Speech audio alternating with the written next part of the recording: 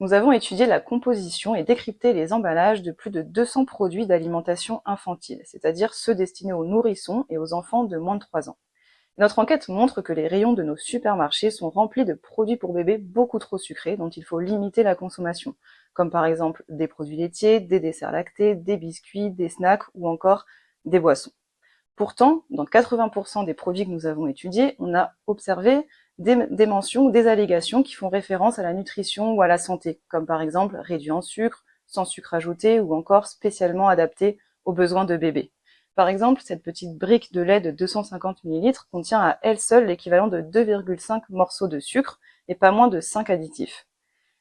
Quant à ces desserts lactés, on observe à l'avant de l'emballage la mention réduit en sucre, donc on s'attend à avoir un produit relativement peu sucré, mais en réalité ce produit contient 10% de sucre, soit 3 fois plus qu'un yaourt nature classique. Et ces constats sont d'autant plus alarmants que selon les derniers chiffres de 2020, près de 30% des enfants entre 2 et 4 ans sont en situation de surpoids ou d'obésité.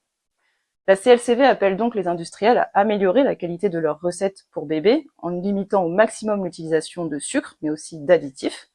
Il nous paraît aussi essentiel de mettre à jour la réglementation en vigueur, qui aujourd'hui ne va pas assez loin, en fixant notamment par exemple des quantités maximales de sucre dans les différentes familles de produits.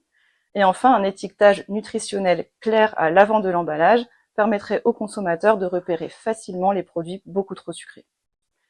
En attendant, ne vous fiez pas aux messages marketing qui sont sur les emballages et jetez un œil à la liste d'ingrédients et au tableau des valeurs nutritionnelles.